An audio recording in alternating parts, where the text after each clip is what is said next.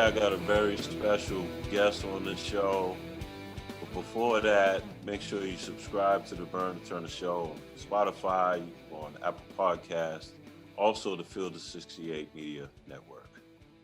Right now, I got one of my awesome teammates in again from the 1996 National Championship game, or team, I'm sorry. One of my most humblest teammates, the one that goes under the radar. I like to think this guy was the guy, like they said, Anthony Epps was the glue, but when the glue got messed up, he fixed the glue back together, and then it worked again. 52nd pick to the Indiana Pacers in the 1996 NBA draft. Had a stellar career in the NBA. I mean, this is the most humblest player, teammate I've ever played with. One of my big brothers, definitely someone I was definitely blessed to have, to lead me, guide me, make me understand the normality of college basketball. It let me know everything was going to be all right. I mean, literally, this guy walked around campus like everything was all right every single day. Never seen him mad, never seen him upset. Mr. Positive himself. Very, very proud of his coaching career. He's been in the game for over 11 years. I mean, who wouldn't want this guy as a coach? I mean, who wouldn't? Very smart. I mean, just IQ off the charts. I mean, I was really, really blessed to have this guy as a teammate. Coach at BYU right now, doing an excellent job there. My friend, my brother, Mr. Mark Pope. Pope, I appreciate you coming in, man. I know you're a busy guy these days. I know you are. And Wayne, I'm telling you right now, like you shouldn't be doing a podcast. You should be like 89.3 smooth jazz sounds of Wayne Turner. I would like that your voice right now. I feel like I should be on a date with my wife.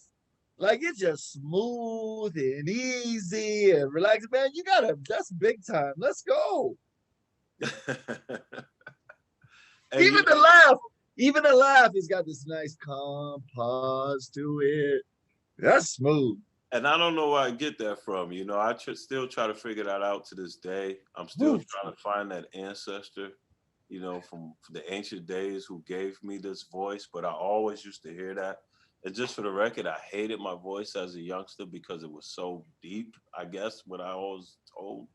But man, you just charm the heck out of the ladies. I know you just roll in and be like, hey, don't do that to me. I mean, I can hear it just oozes out of you.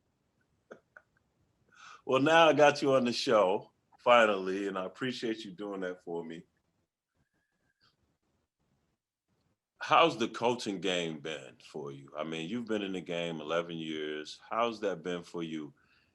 You started at the University of Georgia. Correct me if I'm wrong. And I thought, I got my start with Cal at Kentucky, and I'm looking out on the other side of the bench, and I'm like, that looks like Mark Pope. And it was you. How did that feel coming back to Rupp Arena with the University of Georgia? Man, it was so cool. It had been the first time I'd been in Rupp, I don't know, in like a decade. And it was actually super special. And I have 4 daughters, and they were young at the time. And like all good Wildcat faithful, they only knew the Kentucky Wildcats. And like my daughter Layla, who's now a senior in high school, Avery, who's a senior in high school, she didn't even know. She thought Kentucky blue was actually what you called blue. Like she just thought Kentucky blue was one word.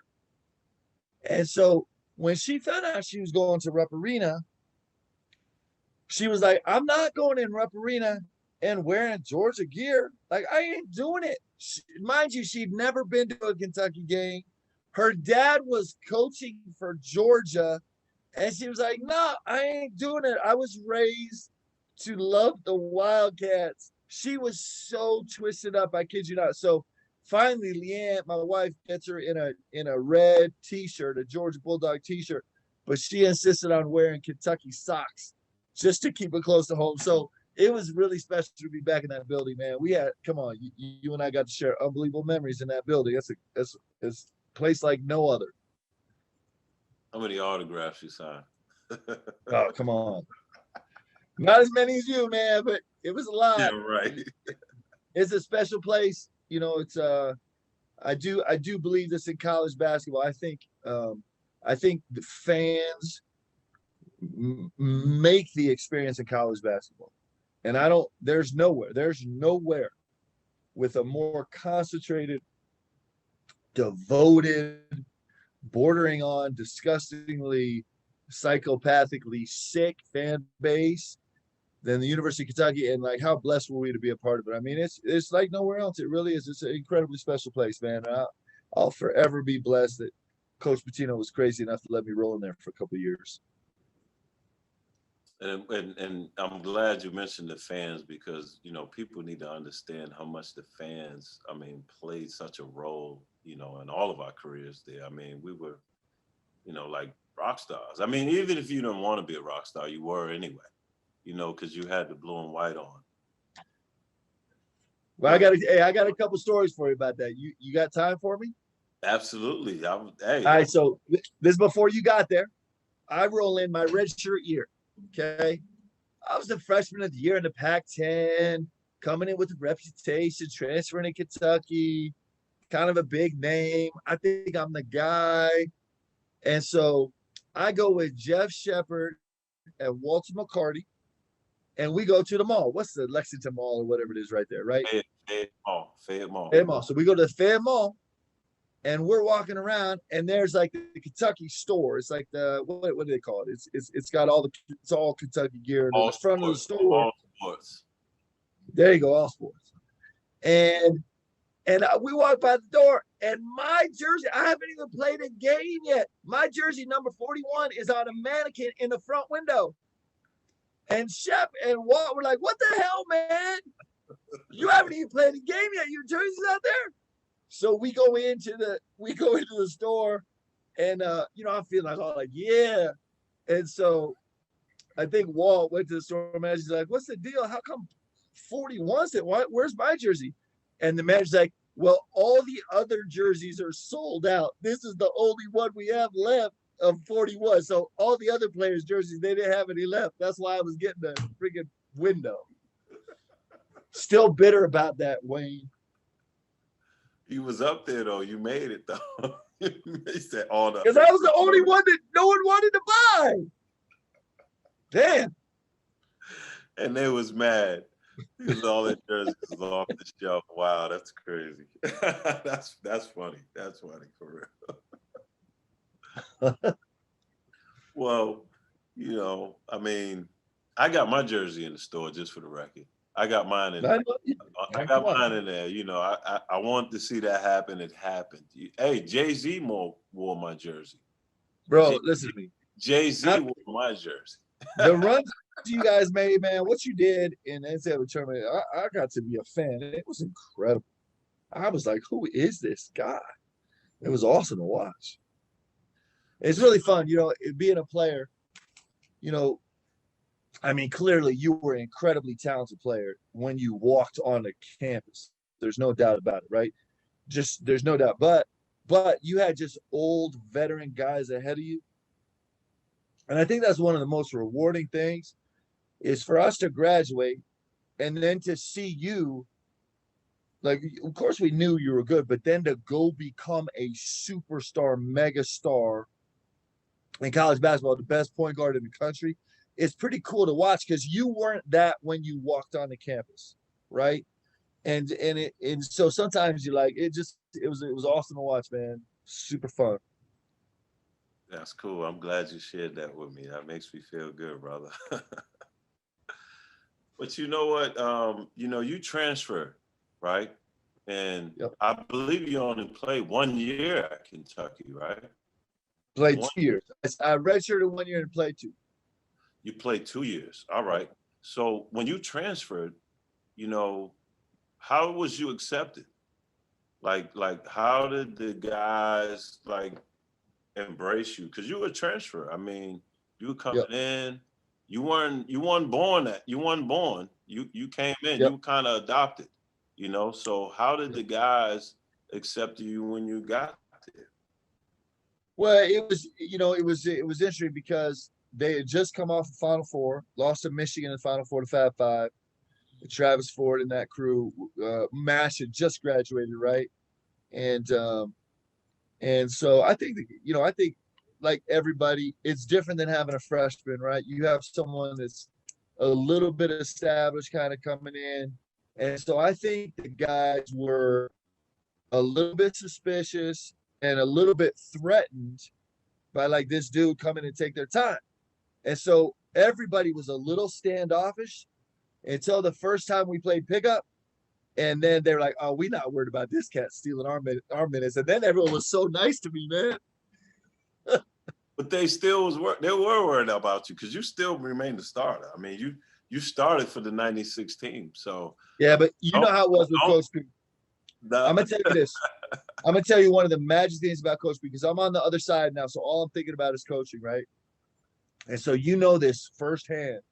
Coach had all these prima donnas. He had 15 prima donnas that thought they all should have gone straight to the league, right?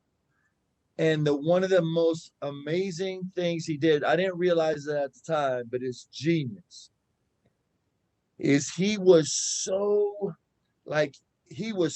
oppressive that the only way you could survive was to turn to your teammates.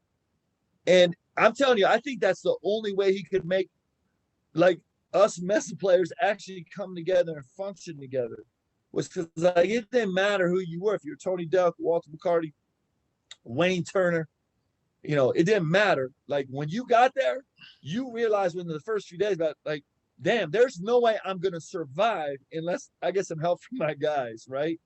And I thought it was one of many of the genius strokes of coach and how he approached that, because he just made it so it's like you just needed your guys. You couldn't make it yourself. So, I mean, all that, he created such an environment where we became great friends. The other thing is, I think a lot of times when this is going to sound so arrogant, so forgive me, okay? But we had the best collection and depth of talent in the country. It wasn't even close, in my humble opinion. And so I think anytime you have a group of guys that have reached that level in anything of like, I'm going to say the word and forgive me, but like that level of greatness in terms of college basketball, I think you have to be built pretty special. And that was my experience at Kentucky, is like, not only was I surrounded by great players, but I was surrounded by great people. I mean, you think about Walt and Tony and Shep and, just going all the way down the list, like they're great human beings. And so everybody was super accepting, man. And we were in it together. It was awesome. No, I definitely agree with you.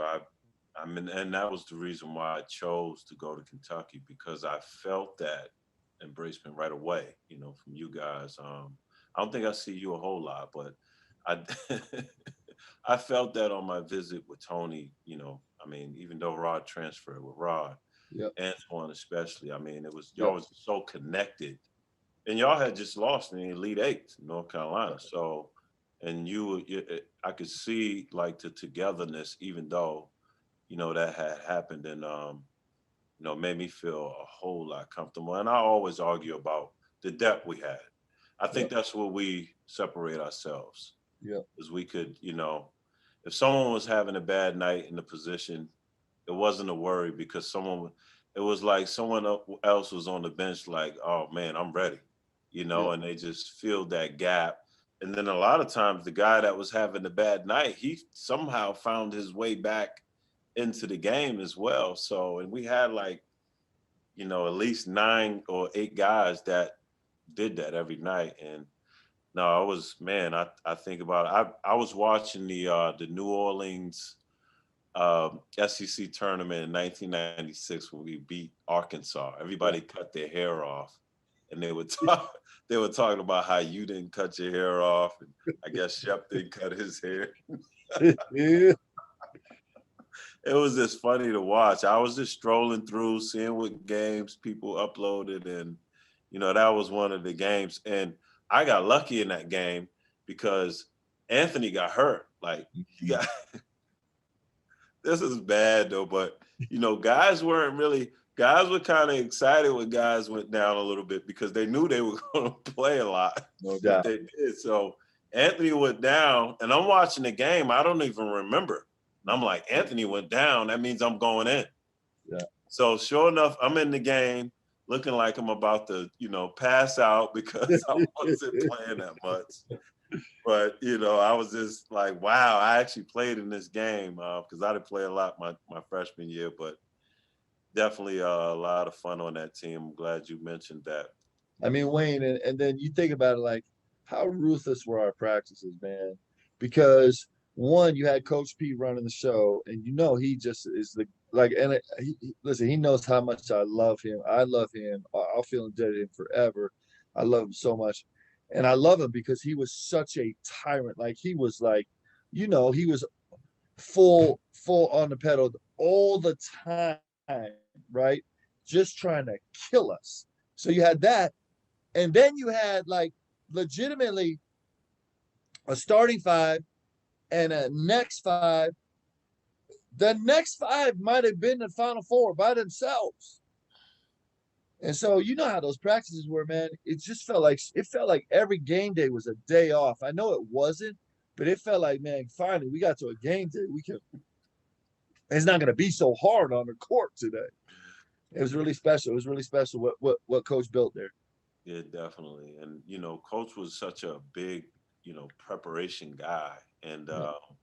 you know, this year preparation is different. I mean, from what I understand, the way COVID has affected everything, you know, preparation was a little different. Help me understand like what changed, like what was different about now.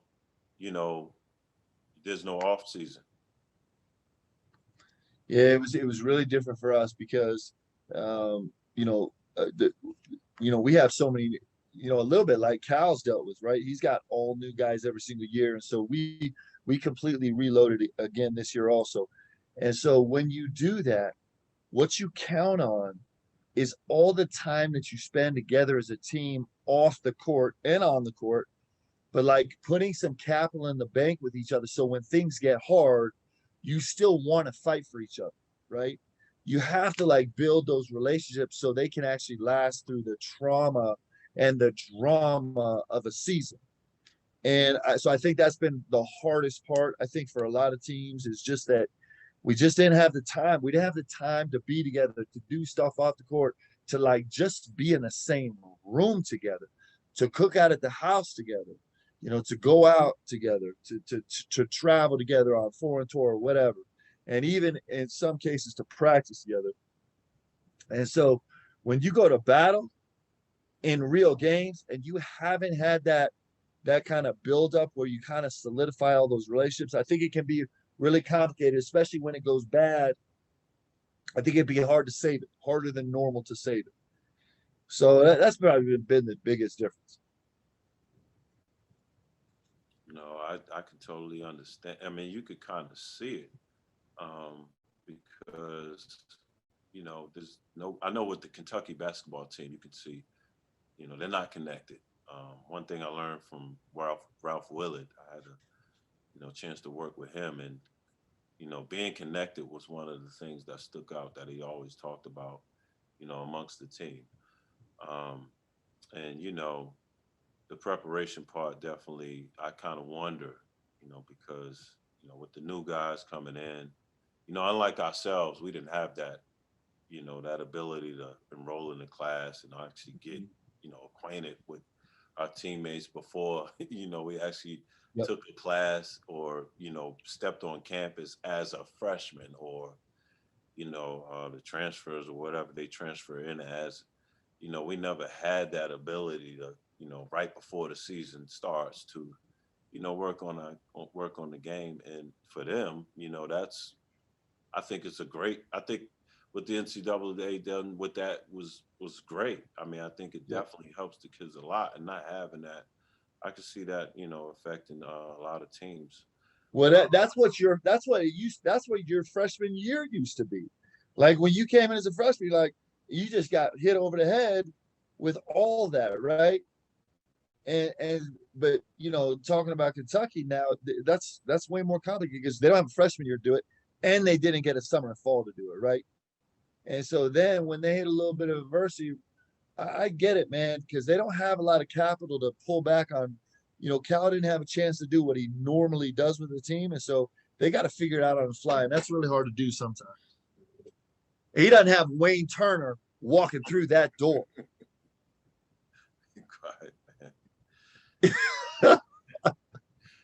Well, we talked about it earlier, how the fans are. And I mean, you know how fans are in Rupp. I mean, how much has you and I both know that the fans are definitely affecting, and to some effect, it's almost, it's not a value anymore to the team as far as helping the momentum of the adrenaline. How much has that affected, you and your team this year? How much of a notice of the fans not being there can you feel? Yeah, yeah. It's been really hard, and it's the only saving grace is that we get to play because that was the worst when they said we couldn't play last year. So the fact we get to play is the most important thing. But our fan base here at BYU is crazy. I mean, we got 19,000 strong in the Marriott Center every single night. Those people are they're insane. Like our student section it's just. I mean, if we lose the game, these dudes are trying to fire me in a second, right? We have great fans here, and our gym is such a special place to play. I mean, clearly, Rupp Arena is a special place to play. And so when you take the people out of the building, man, that's a huge part of what this experience is. It's not the most important part. The most important part is that we get to go compete on the court. But the second most important part is missing, and that's getting to share it live, real time, in person with all these people that care so much about our college programs. So there's definitely something missing. There's no doubt about it. Can't replace it. Yeah, I mean, one of the reasons why, a big reason why, I mean, the fans at Rupp Arena, the night of my visit, it was senior night. So that night was crazy. I mean, I was like, wow, this is insane. I had never been in an arena like that in, all of my young basketball, high school career. And I was just like, so I'm including the Boston Garden and everything. Yeah. And I was just like, wow, this is amazing. And our student section, I tell people, our student section was like in the fourth row or, it was way up there, Mark. Like we didn't even get that eruption zone area there, what they call it nowadays. And man, it means so much, and for a player who's out there, makes a good play, could be having a bad game. All of a sudden the crowd gets into it. Now he's feeling good about himself, changes his whole game around. So I definitely, I just think that matters. People say don't, it's hard to kind of make your own, to make that happen. Like, when you make a good play, it's a good play, but you really know it's a good play when the crowd moans and groans. You know that. Or if it's a bad play when the crowd moans and groans. So, you take the crowd out of the game, relationship, it changes the game a lot. Yeah, that relationship with a player and fans in the game is something it's probably hard to understand or approximate unless you've actually done it. But it's special, man. Like it is, and I think it's different than the NBA for sure. It's something that's special and somewhat unique to college basketball, and it certainly is a big part of the magic of college, man. So I'm excited to get back to it. We're hoping to get some fans in here before the end of the season. We'll see how it goes. Oh, so you guys are playing no fans? No fans right now. Wow. And how much does that, I mean, does that affect the way you coach now? I mean, like, is your philosophy as far as the way because mentally COVID has taken a toll on a lot of people, especially the athletes, the student athletes. they've taken a heavy hit. I don't think a lot of people realize that. Yep. It's interesting, Wayne. I hear this conversation all the time from third party people, well-meaning people, whatever, that talk about how like universities are treating our athletes like they're pros and forcing them to play even though they're at risk and all this kind of conversation. I don't know what athletes those people are talking to. They're not my guys. Like my guys are so desperate to play.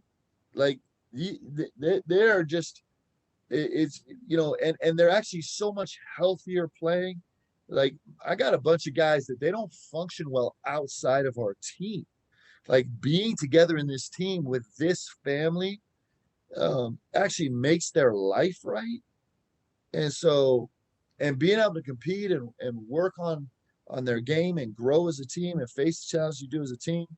I mean, that's what these guys are living for. So, it's definitely COVID has made things hard, but at least the core of what is most important, at least we got it going, right? Because I would be afraid for my guys right now if we couldn't play basketball. If for some reason they shut this down again, I'll just my heart will break for my guys because I know how badly they want to be on the court competing. And so we feel really blessed, man. Despite the no fans, despite the weirdness of it, despite the fact that I got to wear a mask the whole game, so the guys can't see what I'm saying to them. All those kind of little things. We've had all kind of scheduling changes. I'm fine with all that because we get to play, and that's the most important thing. I definitely get it. I just took a high school varsity girls coaching job in Louisville. What? Let's go. At Atherton High School in Louisville, and they just actually let us start practicing 2 weeks ago.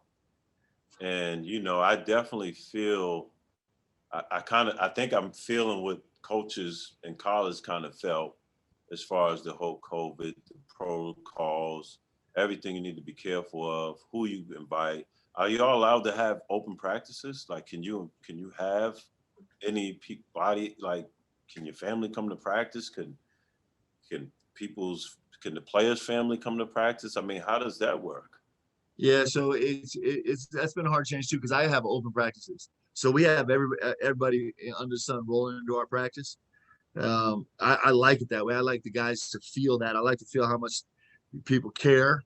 But this year we've had to shut it down really to just like tier one, the most intimate relationships are allowed in the gym for practice. That's also been a little bit of a bummer because that's a place where our fans actually get to connect with my guys, and that connection is really important. Yes, it is. Wow, man, that's tough. Definitely, because I used to love the clinics when Coach had the clinics. Remember that? It was like your body felt different when the people came in there. Tell me it did. Like I was like, all of a sudden I could jump. Yeah, it felt like a game. Who's in the crowd? Like who? Right? Who's in the crowd? Is there a scout over there? Like who's over there?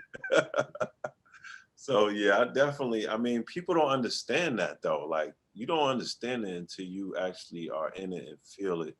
And I know when people, it could be, Joby Hall could be sitting over there, and I'm that's Joby Hall. I know he's gonna tell Coach something. Yeah, I gotta go hard in this pickup game. I gotta destroy somebody today to let him know, I'm working hard because he's gonna report it. So.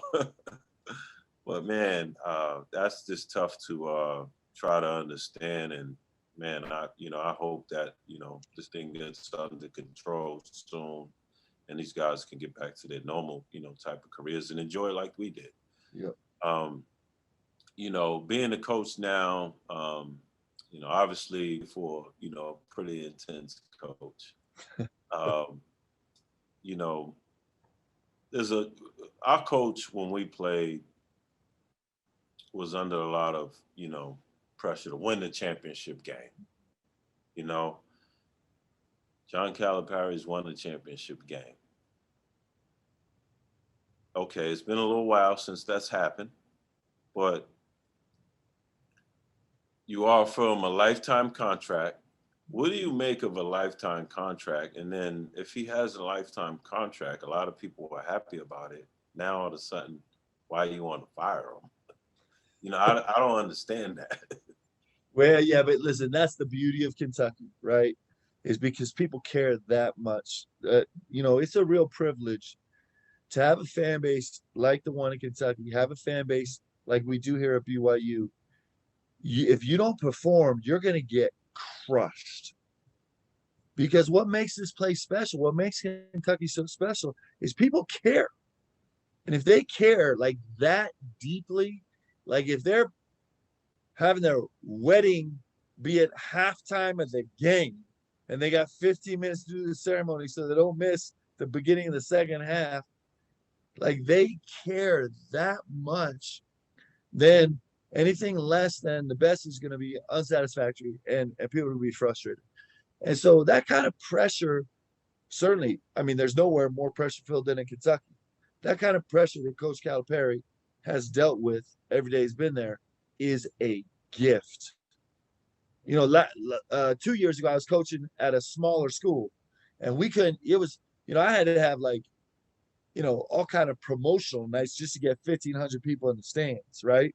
And if we won or lost, really, besides my AD and my team, nobody cared. And I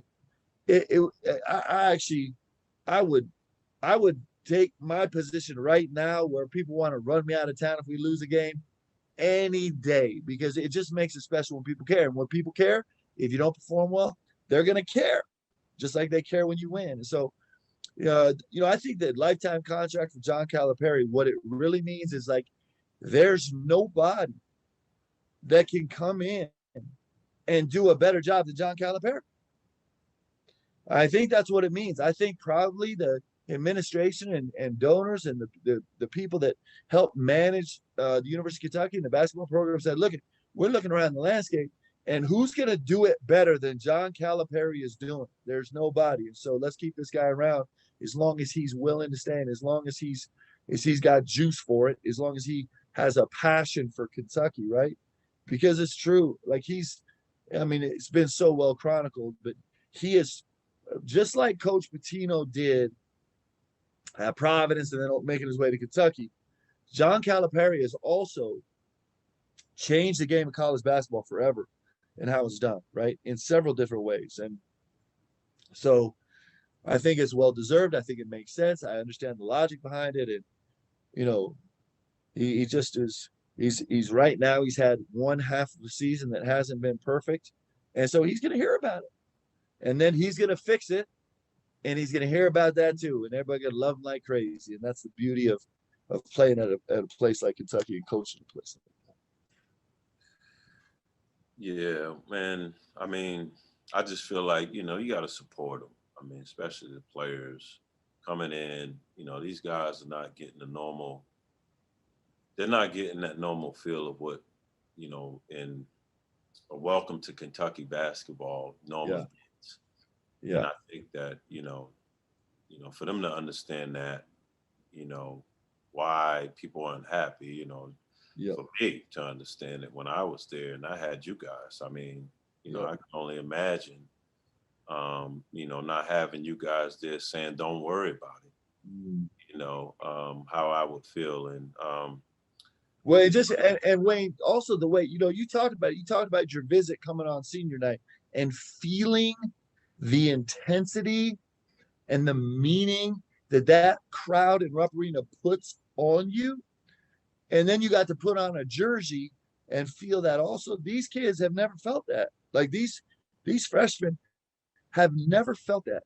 They've never been in a game where they make a couple plays and all of a sudden they got 24,000 people going crazy supporting them. Or when things are going a little tough, it's a tough stretch, and they got 24,000 people like having their backs cheering them on to get them over the hump. Like that's a powerful part. That's a huge advantage in Kentucky now. Like there's very few gyms you go in that have that kind of support. It's one of the things that helps us win. I remember when I was being recruited to Kentucky, I was talking to Rodney Dent. Remember Moon? He was gone before you got there. And so he was talking to me about, he's like, Pope, you don't understand, man.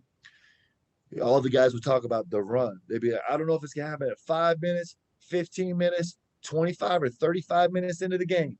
But at some point, we're gonna have a run where we go on a 10-0, 12-0, 16-2 run. And the energy in that building just starts like pulsing through your veins. I remember him talking to me about it. And then sure enough, I get on the court and feel it.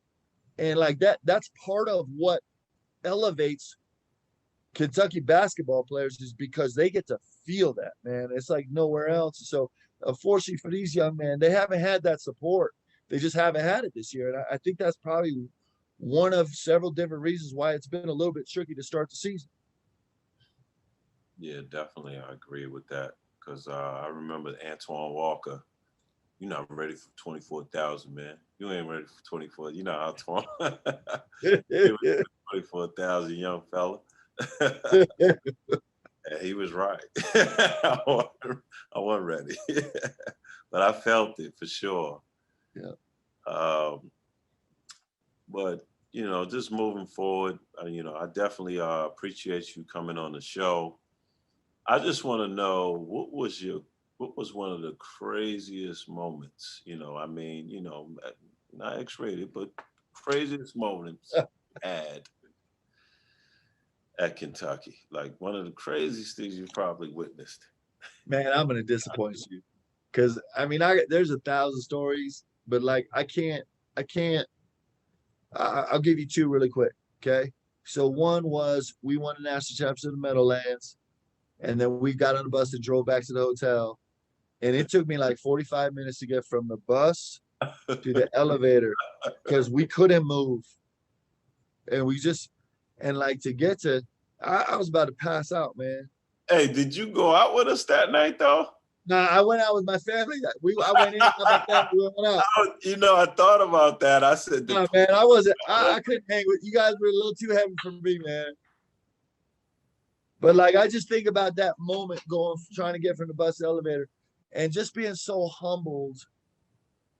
One, that we got a chance to do that together, and two, that people care so much.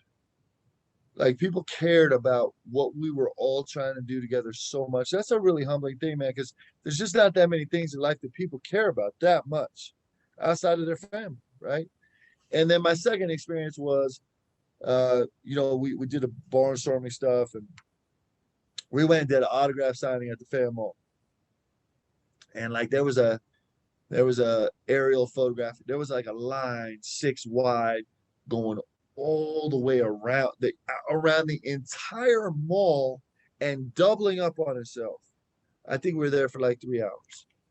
And I'll just never forget that one individual walked up and he was like, I don't know what he was, 55, 58, late 50s guy, like super leathery skin, like still coal in his fingers, right? The dude had been spent his life working in coal mines. You know how tough that dude is, how hard he's got to be. This is a grown man, and he walked up and he had tears streaming down his face, just getting our autographs, and that was super humbling to me, man. Because and the thing is, it didn't have anything to do with Mark Pope or Walter McCarty or Tony Dell. It had everything to do with Kentucky basketball and what Kentucky basketball means to people in Kentucky. And you have moments like that where it's breathtaking that you actually got to be a part of something. And then there's the pride of like, hey, we didn't let these people down. Like we did our part to continue this incredible, like one of a kind tradition of Kentucky basketball, just like you did.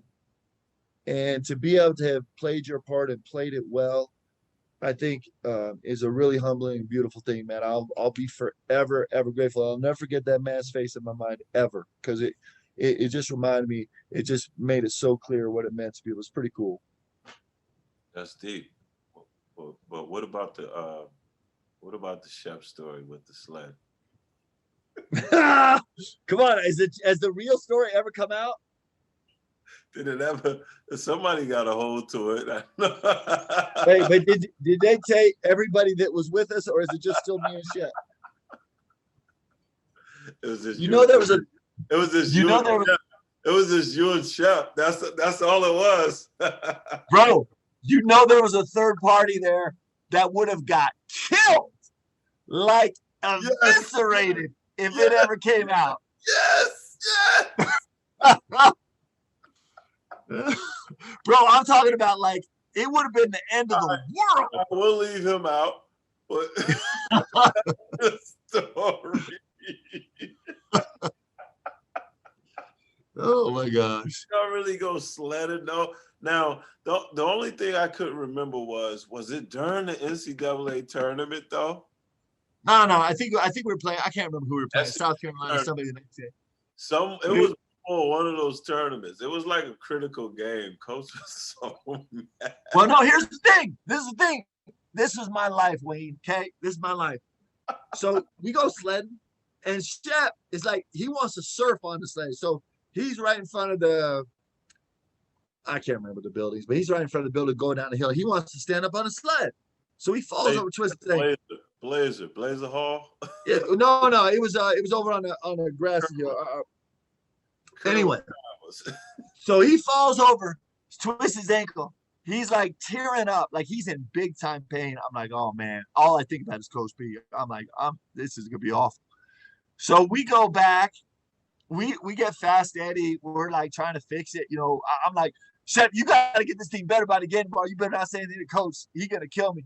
So Coach destroys me. Never said a word to Shep, but he killed me, man. It was just like nonstop, but that's how it goes sometimes, baby. Hey, and for the record, I think you probably got yelled at the most. Well, hey, it was all I honestly, as a freshman, I couldn't understand that. I said, "This guy's a senior. How come he's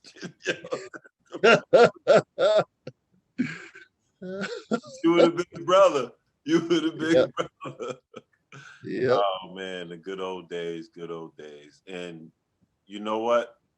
Watching how you handled that definitely helped me so much, because you handled that with so much maturity as a young man yourself, and you're a grown man. Yep. You handled that, and I was like, wow, that was something I learned. That was a very important lesson that I learned from you. And then you were so positive toward me. I thought you would be so mad, but you handled that well. And man, I was very blessed to have you as a teammate, man. I don't think you realized how much I've learned from you my freshman year, just how to conduct yourself just as a person, with class on the court, being nice to people, greeting people. I mean, I got that from you, Pope, man. I appreciate you, even just giving me the experience that you had and sharing, things when the things weren't going right. I know I remember turning to you and you just saying, you know what? Hey, it's going to be all right. Everything's going to be okay. And it was, and I appreciate that, brother. Well, man, we really love you, brother. I got a ton of love for you. And we're really blessed. We're really blessed that we got a chance to be a part of that program, because everybody who gets to put on that jersey, man, is really, really blessed. So, well, thanks for coming on the show. For those that listen in, make sure you like, subscribe to Burner Turner Show and the Field of 68 Media Network.